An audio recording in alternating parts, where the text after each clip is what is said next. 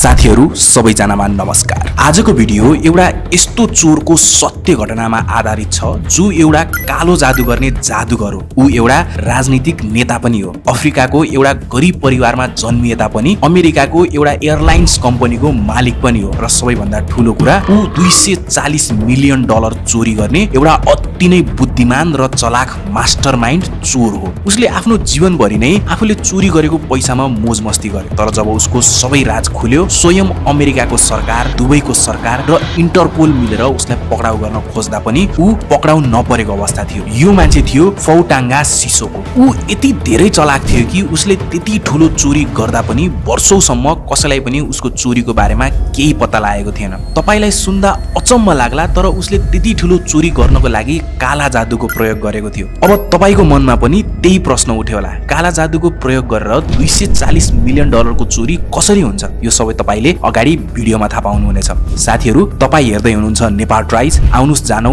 यो सत्य रोचक चोरीको घटना फौटाङ्गा सिसोकोको। अफ्रिकाको सानो सहर मालीमा बसेर आफ्नो गुजारा चलाइरहेको सिसोकोले पैसा कमाउनको लागि र आफ्नो जीवन सुधार्ने अवसरको लागि ऊ आफ्नो देश छोडेर विदेशमा जाने निर्णय लिन्छ। कथा सुरु हुन्छ 1995 देखि, जब सिसोको बिजनेस भिसामा दुबई जान्छ। त्यति बेलाको समयमा दुबई सरकारले आफ्नो देशमा पर्यटन र व्यापारलाई एकदम धेरै प्राथमिकता दिइरहेको थियो र संसारभरदेखि मान्छेहरूलाई दुबईमा काम गर्न, घुम्न या व्यापार गर्नको लागि बोलाइरहेको थियो। सिसोको पनि दुबईको चमकदमक र सहन देखेर धेरै नै प्रभावित भएको थियो र त्यति बेलै नै उसको दिमागमा एउटा यस्तो सन्की आइडिया आउँछ जसले गर्दा पछि गएर दुबईको सरकारलाई नै हल्लाइदिन्छ। आफ्नो दिमागमा आएको सन्की योजनालाई सफल बनाउनको लागि सिसोको एक दिन दुबईको एउटा ठूलै ब्याङ्कमा पुग्छ जसको नाम थियो दुबई इस्लामिक ब्याङ्क। यो ब्याङ्क दुबईको ठूला ठूला ब्याङ्कहरुमा गनिएको ब्याङ्क थियो र दुबईभरि नै हरेक शहरमा यो ब्याङ्कको ब्रान्चहरु थियो। सिसोको बिहानको समयमा ब्याङ्कमा पुगेको थियो, त्यसैले त्यति बेलाको अवस्थामा ब्याङ्कको सबै कर्मचारीहरू आफ्नो आफ्नो काममा व्यस्त थिए र त्यत्तिकैमा सिसोको ब्याङ्कको एउटा काउन्टरमा पुग्छ र त्यहाँको कर्मचारीलाई मलाई ब्याङ्कको म्यानेजरसँग भेट हुनु छ भनेर भन्न थाल्छ। काउन्टरमा बसिरहेको कर्मचारीले बारबार सिसोकोलाई तपाई किन म्यानेजरसँग भेट्न खोज्नु भएको, के काम छ भनेर प्रश्न गर्छ, तर सिसोकोले म ब्याङ्कको म्यानेजरसँग भेटेर मात्र कुरा गर्छु भनिरहन्छ। दुबईको ब्याङ्कहरुमा ब्याङ्क म्यानेजर पोस्ट एउटा हाई प्रोफाइल पोजिसन हुन्छ र ब्याङ्कको म्यानेजरलाई भेट्नको लागि पहिले नै एपोइन्टमेन्ट लिनुपर्छ, तर सिसोकोले कुनै पनि प्रकारको एपोइन्टमेन्ट लिएको थिएन, त्यसैले उसलाई म्यानेजरसँग भेट हुन दिइदैन। तर सिसोको त सिसोको थियो, ऊ त्यही ब्याङ्कमै बसिरहन्छ र बारबार त्यहाँको कर्मचारीहरूलाई मलाई म्यानेजरसँग भेट हुनु छ भनेर टोकिरहन्छ। त्यसपछि के थियो, उसको जितको अगाडि ब्याङ्कको कर्मचारीहरूले पनि हार मान्छन् र सिसोकोलाई आधी घण्टा पछिको ब्याङ्क म्यानेजरसँग भेट हुने अपोइन्टमेन्ट दिइन्छ। त्यसपछि सिसोको भेट हुन्छ ब्याङ्क म्यानेजर मोहम्मद अयुबसँग। भेट हुन साथ म्यानेजरले सिसोकोलाई किन मसँग भेट गर्न खोज्नु भएको भनेर प्रश्न गर्छ, जसको जवाफमा सिसोकोले म्यानेजरलाई मलाई कारको लागि लोन चाहिएको थियो भनेर जवाफ दिन्छ। तर कार लोन लिनको लागि त्यही दुबईमा जब या बिजनेस गरेको हुनु पर्थ्यो र सिसोको त्यहाँ मात्र एउटा पर्यटक थियो, त्यसैले ब्याङ्क म्यानेजरले सिसोकोलाई कार लोन दिनबाट इन्कार गरिदिन्छ। तर सिसोको कुरा गर्नमा यति धेरै जान्नी थियो कि उसले जसो तसो गरेर ब्याङ्क म्यानेजरलाई उसलाई कार लोन दिनको लागि भनेर मन्जुर गराउँछ र त्यही कार लोन पास भएको खुसियालीमा ब्याङ्क म्यानेजरलाई आफ्नो घरमा खाना खानको लागि पनि बोलाउँछ। सुरुमा त ब्याङ्क म्यानेजर उसको घरमा आउनको लागि हिचकिचाउँछ, तर जब सिसोकोले म्यानेजरलाई उसले जीवनमा कहिल्यै पनि नदेखेको कुरा देखाउँछु भनेर बाचा गर्छ, त्यसपछि भने म्यानेजर उसको घरमा आउन राजी हुन्छ। सिसोको कुराले गर्दा म्यानेजरको मनमा धेरै नै कौतूहलता छाएको थियो, त्यसैले ऊ त्यो दिन सिसोको घरमा पुगिहाल्छ। सिसोकोले म्यानेजरलाई आफ्नो घरभित्र स्वागत गर्छ र केही समय उसँग सामान्य कुरा गरेपछि उसलाई विशेष कुरा देखाउँछु भनेर उसलाई एउटा छुट्टै कोठाभित्र लैजान्छ। कोठा एकदमै अँध्यारो थियो र कोठाभरि धुवाँ र केही छुट्टै प्रकारको शङ्कास्पद वस्तुहरू राखिएको थियो। त्यो कोठा देखेर ब्याङ्क म्यानेजर मोहम्मद अयुब एकदमै डराउन थाल्छ र के हो यस्तो भनेर सिसोकोलाई प्रश्न गर्छ। तर त्यति बेला सिसोकोले अयुबलाई यस्तो कुरा भन्छ जुन सुनेर अयुब सक हुन्छ र उसले विश्वास नै गर्न सक्दैन। सिसोकोले अयुबलाई भन्छ, म एउटा जादुगर हो र मैले भूत प्रेतहरूको प्रयोग गरेर धेरै जादुहरू गर्न सक्छु। त्यति मात्र होइन, मैले जादु गरेर पैसालाई डबल गर्न पनि सक्छु। बैंक म्यानेजर अय्युबले सिसोकोले भनेको कुराहरू एकदम ध्यानले सुनिरहेको थियो र त्यो कोठाको माहौलले गर्दा उसलाई सिसोकोले भनेको कुराहरूमा सत्यता भएको जस्तो पनि लागिरहेको थियो। त्यसैले आफ्नो कौतूहलता मेटाउन र सिसोकोको परीक्षा लिनको लागि अय्युबले आफ्नो एकजना साथीसँग 1 लाख दिरहम मगाउँछ। पैसा आएपछि अय्युबले त्यो पैसा सिसोकोलाई दिन्छ र 1 लाखलाई 2 लाख बनाउन लगाउँछ। त्यसपछि तिनीहरू दुईजना त्यो धुवाँले भरिएको कोठाभित्र प्रवेश गर्छन्, जुन हेर्दाखेरि कुनै जादुगरकै कोठा जस्तो देखिएको थियो। कोठाभित्र प्रवेश गरेपछि सिसोको त्यो कोठाको बीचमा गएर बस्छ र आगो जलाएर तन्त्र मन्त्र गर्न सुरु गर्छ। तन्त्र मन्त्रले गर्दा कोठामा धुवाँ झन बढिरहेको थियो र सिसोको शरीर छुट्टै पारामा हल्लिरहेको थियो। त्यही कोठामा एउटा साइडमा बसिरहेको बैंक म्यानेजरले त्यो सब एकदम ध्यानपूर्वक हेरिरहेको थियो। तर अचानक त्यो घरमा भएको सबै बत्तीहरू बन्द हुन्छ र त्यति बेलै नै उनीहरूको कोठाको बाहिरबाट कोही मान्छे एकदमै जोडले कराइरहेको आवाज आउँछ। त्यो आवाज उनीहरूको छिमेकी कोठामा बस्ने मान्छेको थियो र त्यो मान्छे कोठादेखि म माथि भूतले हमला गरिदियो भन्दै कराउँदै भागिरहेको थियो। त्यो सब कुरा देखेर बैंक म्यानेजर पागल भइसकेको थियो र उसले केही बुझ्नै सकिरहेको थिएन। त्यतिकैमा म्यानेजर अय्युबलाई हेर्दै सिसोको जोडले हाँस्न थाल्छ र भन्छ, भूत प्रेतहरूसँग काम गर्दा यस्तो घटनाहरू भइराख्छन्, चिन्ता नलिनुहोस्। सायद हजुर यहाँ भएर भूत प्रेतहरू रिसाएका छन्। हजुर एकछिन बाहिर बस्नुस्, म काम गर्दैछु। जब पैसा डबल हुन्छ म हजुरलाई भित्र बोलाउँछु। बैंक म्यानेजर पनि चुपचाप लाएर कोठादेखि बाहिर जान्छ र बाहिरदेखि नै त्यहाँ भित्र भएको तन्त्र मन्त्रको आवाजहरू सुनिरहन्छ। तर केही समयपछि कोठाभित्रबाट आइरहेको आवाजहरू बन्द हुन्छन् र भित्र जलिरहेको बत्ती पनि निप्छ र बिस्तारै कोठाको ढोका खुल्न थाल्छ। ढोकाको अगाडि सिसोको उभिएको थियो र भित्रबाट म्यानेजर अय्युबलाई कोठाभित्र आउन भनेर बोलाइरहेको थियो। म्यानेजर अय्युब कोठाभित्र जाँदा कोठा पुरै धुवाँले भरिएको थियो र तलतिर राखिएको एउटा टेबलमा पैसाहरू फिजारिएको थियो। सिसोकोले म्यानेजरलाई हेर्छ र भन्छ,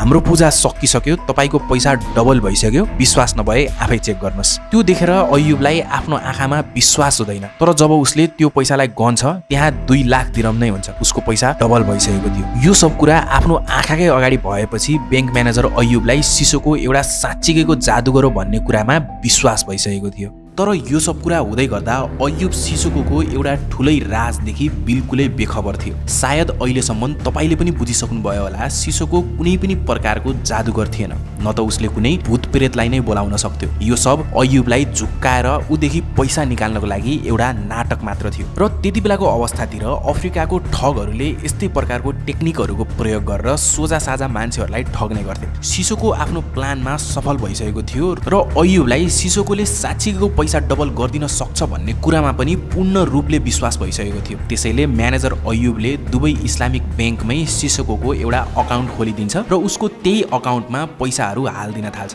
सिसोकोले आफ्नो जीवनमा सायद सोचेको पनि थिएन होला कि उसले एकजना मान्छेलाई ठगी गरेर नै यति धेरै पैसा कमाउँछ र यति धेरै धनी हुन्छ भन्ने। सन् 1995 देखि सन् 1998 सम्ममा मात्रै 3 वर्षको समयमा अय्युबले सिसोको बैंक एकाउन्टमा अलग अलग गरी 183 पटक पैसा डिपोजिट गरिदिन्छ, जुन त्यति बेलाको समयमा $240 मिलियन बराबरको रकम थियो, जुनलाई अय्युबले कहिल्यै पनि वापस पाउँदैन। तर यो सब कुरा चलिरहँदा धेरै प्रश्नहरूको उत्तर भने अधुरै छन्। जस्तै अय्युबले 3 वर्षसम्म आफ्नो पैसा वापस नपाउँदा पनि किन सिसोको खातामा पैसा राखिदियो त?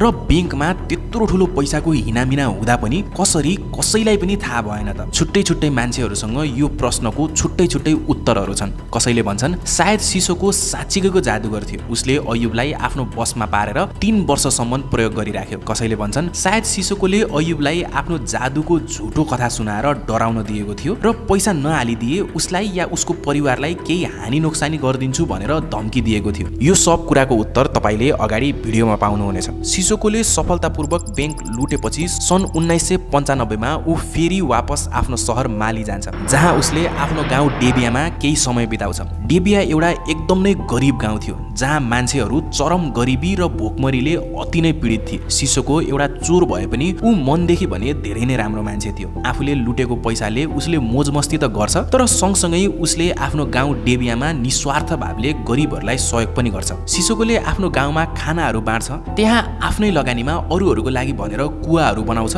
र आफ्नो गाउँको विकास गर्नको लागि त्यहाँको बाटोघाटो पिच समेत गराउँछ। बिस्तारै सिसोको कामहरूले गर्दा डेबिया गाउँको नेपालको अवस्था साँच्चैको सुध्रिन थालेको थियो र त्यहाँको गरिब मान्छेहरूको जीवन स्तरमा पनि साँच्चैको परिवर्तनहरू आउन थाल्छन्। त्यसैले त्यहाँको जनताहरूमा सिसोको एकदम नै धेरै चर्चित हुन्छ। सबैले उसलाई एकदम मान्न थाल्छन् र उसको इज्जत पनि गर्छन्। डेबिया गाउँमा केही समय बिताएपछि सिसोकोले आफू अमेरिकाको न्युयोर्क सहरमा गएर बस्ने निर्णय लिन्छ। सिसोकोको न्युयोर्क जानुको पछाडिको कारण आफ्नो दुबईमा भएको पैसालाई अमेरिका पुर्याएर त्यही नै आनन्दसँग आफ्नो जीवन बिताउनु थियो। अमेरिका पुगेपछि सिसोकोले सिटी ब्याङ्क नामक अमेरिकाको एउटा ब्याङ्कमा खाता खोल्छ। तर आफ्नो त्यति धेरै ठुलो रकमलाई अमेरिकासम्म ल्याउनको लागि सिसोकोलाई कोही ब्याङ्ककै कर्मचारीको सहयोग चाहिएको थियो। त्यसैले उसले आफ्नो सम्पत्तिको चमक धमक देखाएर त्यही सिटी ब्याङ्कको एकजना कर्मचारीलाई फकाउँछ र उसँग बिहे पनि गर्छ। सिसोकोले बिहे गर्न खोजेको ब्याङ्कको कर्मचारीलाई सिसोकोको अफ्रिकामा अरू बुढीहरू पनि छन् भन्ने कुरा राम्ररी थाहा थियो। तर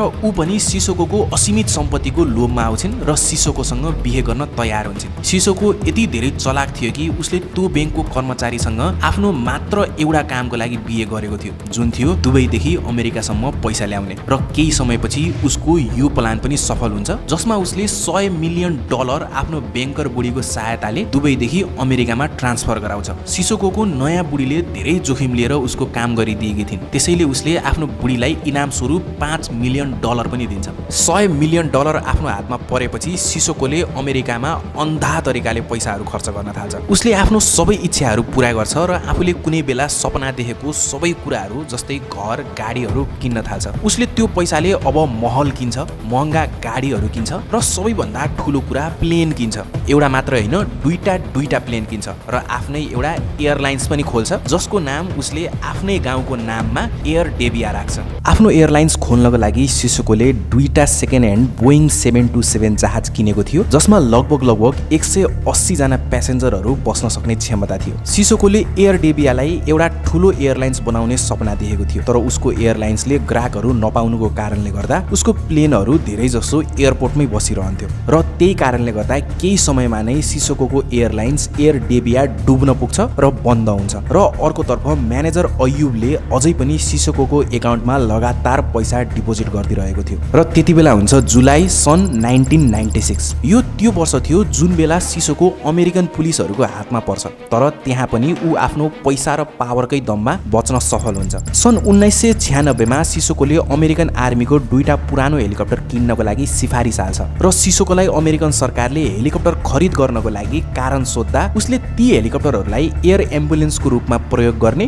र आफ्नो गाउँको मान्छेहरूको सेवा गर्ने भनेर जवाब दिन्छ। तर अमेरिकाको सरकारलाई उसको यो कुरामा विश्वास गर्नै गाह्रो हुन्छ र अन्ततः उसको हेलिकप्टर खरिद गर्ने सिफारिस नै अस्वीकार हुन्छ। तर सिसोकोलाई ती हेलिकप्टरहरू जसरी पनि चाहिएको थियो, त्यसैले उसले त्यही अमेरिकन आर्मीको एकजना कर्मचारीलाई $30,000 घुस दिएर त्यो हेलिकप्टर खरिद गर्ने प्लान बनाउँछ। तर उसको यो प्लान उसको ठुलो गल्ती बन्न पुग्छ, किन भन्दा उसले जुन अफिसरलाई घुस खुवाउन खोजिरहेको थियो ऊ एकदमै इमानदार थियो र उसले उल्टो सिसोकोको बारेमा माथिल्लो अफिसरहरूलाई कम्प्लेन गरिदिन्छ। त्यसपछि के थियो, घुस दिन खोजेको अपराधमा सिसोकोलाई पक्राउ गर्ने वारेन्ट निस्किन्छ र पुलिसहरूले उसलाई खोज्न थाल्छन्। तर सौभाग्यवश त्यति बेलाको समयमा सिसोको अमेरिकामा थिएन, त्यसैले अमेरिका सरकारद्वारा सिसोकोलाई पक्राउ गर्नको लागि इन्टरपोलको सहायता लिइन्छ र संसारभर सिसोकोको खोजी कार्य सुरु हुन्छ। र केही दिनमै स्विजरल्यान्डको जेनेभा भन्ने सहरदेखि सिसोको पक्राउ पनि पर्छ। सिसोको अब भने स्विजरल्यान्डको जेलमा बन्धक थियो र स्विजरल्यान्ड सरकारद्वारा सिसोकोलाई अमेरिका पठाउने तयारी हुँदै थियो। तर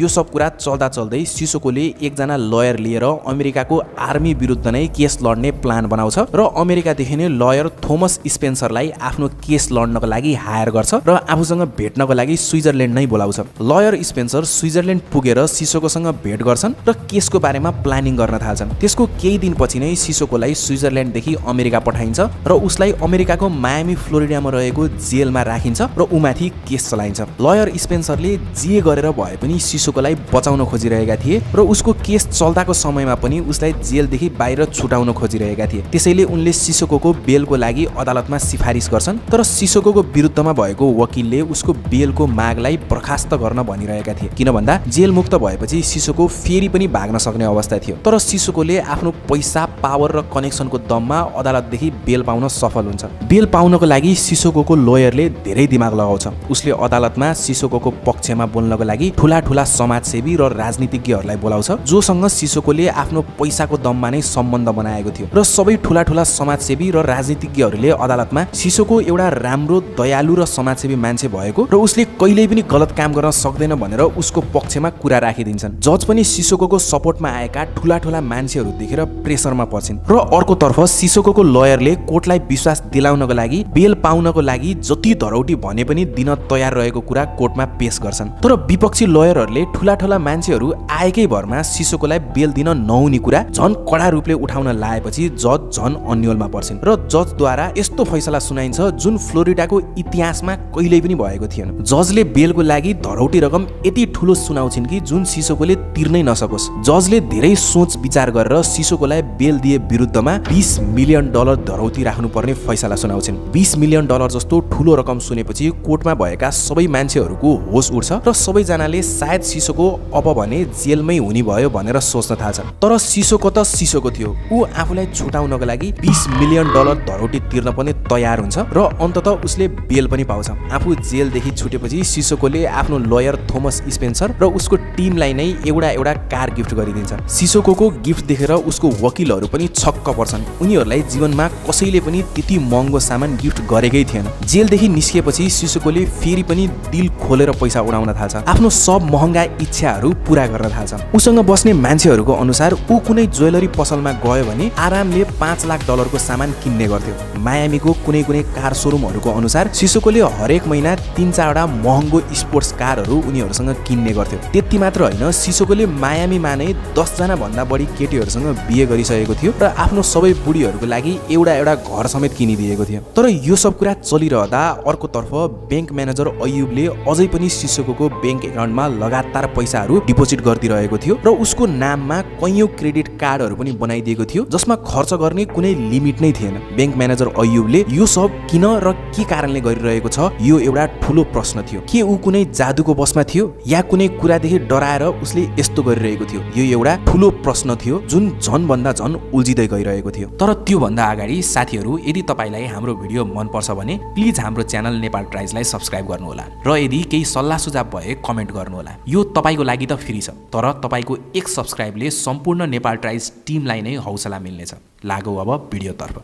अर्कोतर्फ सिसोको केसको सुनुवाई हुन अझै पनि बाँकी नै थियो। त्यसैले उसले आफ्नो सुनुवाई हुनभन्दा अगाडि नै आफ्नो पब्लिक इमेजलाई राम्रो बनाउने प्रयास गर्छ, जसले गर्दा उसलाई अरू मान्छेहरूबाट सपोर्ट मिल्न सक्थ्यो र यो कुराले गर्दा उसलाई आफ्नो केस जित्नमा धेरै मद्दत पुग्न सक्थ्यो। त्यसैले उसले मायामी शहरको सडकमा बस्ने गरिब र बेसहारा मान्छेहरूलाई सहयोग गर्न थाल्छ। सिसोकोले गरिब मान्छेहरूमा खाना, कपडा र उनीहरूको आवश्यकता अनुसार पैसा समेत बाँडिरहेको थियो। त्यति मात्र होइन, उसले त्यहीको केही लोकल न्युज मिडियाहरूलाई पनि पैसा खुवाएर आफ्नो बारेमा राम्रो कुरा लेख्न लगाउँछ, जसले गर्दा अब भने सिसोको इमेज मायामी शहरभरि नै एउटा राम्रो र दयालु मान्छेको जस्तो भइसकेको थियो। यति सबै गरिसकेपछि दिन आउँछ मार्च 1997। सिसोको कोर्टमा सुनुवाईको दिन। सिसोको लयरले उसलाई आफूमाथि लागेको सबै आरोपहरूबाट कोर्टमा इन्कार गर्न र मैले केही गरे होइन, म निर्दोष छु भन्न लगाएको थियो। तर आश्चर्यको कुरा, सिसोकोले त्यो दिन कोर्टमा आफूमाथि लागेको आरोप स्वीकार गर्छ र कोर्टमा आफूले अमेरिकन आर्मीको एकजना कर्मचारीलाई घुस दिन प्रयास गरेको भनेर भन्छ। सिसोकोले गरेको यस्तो व्यवहार देखेर उसको सबै लयरहरू शक हुन्छन् र सोचमा पर्छन् कि आखिर यत्रो सब गरिसकेपछि पनि उसले आफ्नो अपराध स्वीकार किन गर्यो त? लयर थोमस स्पेन्सरले सिसोकोलाई उसले किन अपराध स्वीकार गरेको भनेर प्रश्न पनि गर्छन्, तर सिसोकोले कुनै पनि प्रकारको जवाब दिँदैन। तर सिसोकोले आफ्नो अपराध स्वीकार गर्नुको पछाडि एउटा ठूलै कारण थियो, जुन थियो उसले पहिला गरेको दुबई इस्लामिक ब्याङ्कको चोरी। यदि उसले कोर्टमा आफ्नो अपराध स्वीकार नगरेको भए यो केस अझै लम्बिन्थ्यो र यसको विषयमा कोर्टमा अझै बहस चल्थ्यो र छानबिन पनि हुन्थ्यो र यदि कहीँ कतैबाट पनि उसको पास्टको बारेमा अनुसन्धान भयो भने ऊ झन् ठूलो समस्यामा पर्न सक्थ्यो। सिसोकोले आफ्नो अपराध स्वीकार गरेपछि कोर्टले सिसोकोलाई 43 दिनको जेल सजाय सुनाउँछ र ऊ माथि $2.5 लाख को जरिमाना पनि लगाउँछ र उसलाई फ्लोरिडाको फेडरल जेलमा आफ्नो सजाय काट्नको लागि पठाइन्छ। तर त्यहाँ पनि सिसोकोले आफ्नो दिमाग लगाउँछ र अमेरिका सरकारलाई गरिब दुखीको सहयोगको लागि $1 मिलियन दिन्छु भनेर 43 दिनको सजायलाई मात्र 22 दिनमा पूरा गर्छ र जेल मुक्त हुन्छ। जेलदेखि निस्किन साथ सिसोकोले अमेरिका छोड्ने निर्णय लिन्छ र समय बर्बाद नगरी ऊ अमेरिका छोडेर आफ्नो शहर मालीतिर जान्छ। मालीका मान्छेहरूले उसको धेरै इज्जत गर्थे, त्यसैले उसको धुमधामसँग मालीमा स्वागत हुन्छ। अहिलेसम्मको अवस्थामा साल 1998 भइसकेको थियो र बैंक म्यानेजर अयुबले अझैसम्म पनि सिसोकोको बैंक एकाउन्टमा लगातार पैसा हाल्दिरहेको थियो। तर सिसोकोले कहिल्यै पनि यो पैसाहरूलाई बचाउने या जोगाउने प्रयास गरेन। कि त उसले यो पैसालाई आफ्नो मोज मस्तीमा उडाउँथ्यो या त उसले आफ्नो गाउँको मान्छेहरूको सहयोग गरेर सकाउँथ्यो। उसको गाउँको मान्छेहरूको लागि ऊ भगवान स्वरूप नै भइसकेको थियो, किन भन्दा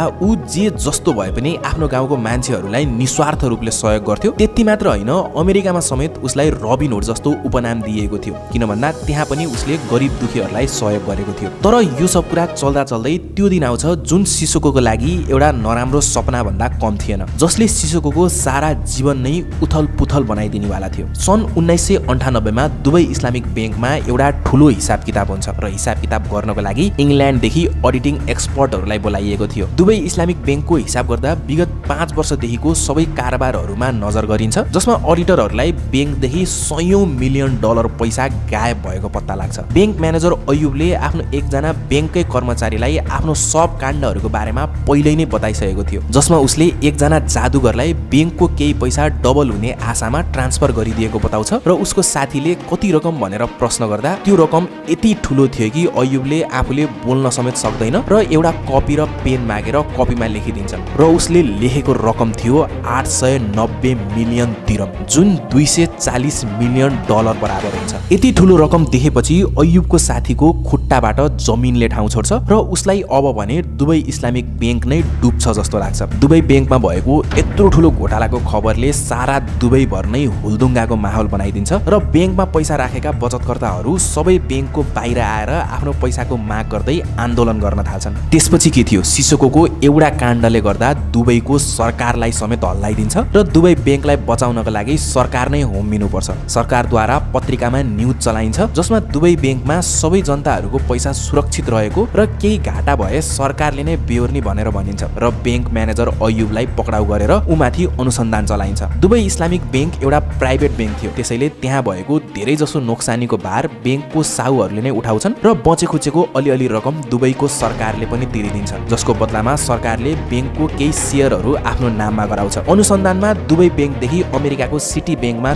थुप्रै पैसाहरू ट्रान्सफर भएको पत्ता लाग्छ र दुबई बैंकले अमेरिकाको सिटी बैंक माथि नै मुद्दा हालिदिन्छ र $100 मिलियन पैसा ट्रान्सफर गरेर पैसाको अवैध कारोबार गरेको आरोप लगाउँछ। त्यति मात्र होइन, सिटी बैंकले दुबई बैंकलाई $151 मिलियन जरिमाना स्वरूप तिर्नुपर्ने पनि भनिन्छ। अनुसन्धानमा पत्ता लाग्छ कि बैंक म्यानेजर अयुबले आफूसँग एक पैसा पनि राखेको थिएन र घोटाला भएको सबै रकम सिसोकोले नै राखेको थियो भन्ने, जसमा उसको सहयोग एकजना सिटी बैंकको कर्मचारीले गरेको थियो जो सिसोकोको श्रीमती पनि थिइन्। यो सब कुरा पत्ता लाग्न साथ सिसोकोको पछाडि इन्टरपोललाई लगाइन्छ र ऊ जहाँ भेटिन्छ त्यही नै पक्राउ गर्ने इन्टरनेसनल वारेन्ट निकालिन्छ। यसको मतलब थियो सिसोको अब भने कहीँ पनि आफ्नो देशभन्दा बाहिर गयो भने एयरपोर्टमै पक्राउ पर्न सक्थ्यो। तर सिसोकोलाई एउटा कुरा राम्ररी थाहा थियो कि ऊ बसिरहेको ठाउँ मालीको कुनै पनि देशसँग अन्तर्राष्ट्रिय सम्झौता थिएन। त्यसको मतलब जबसम्म सिसोको मालीभित्र थियो उसलाई पक्राउ गर्न असम्भव थियो। सिसोकोले आफूलाई बचाउनको लागि अझै एउटा दाउ खेल्छ, जसमा उसले सन् 2002 मा चुनाव लड्छ र उसको नाम पहिल्यैदेखि नै त्यहाँ राम्रो भएको कारणले सजिलैसँग उसले चुनाव पनि जित्छ र त्यहाँको सांसद बन्छ। तर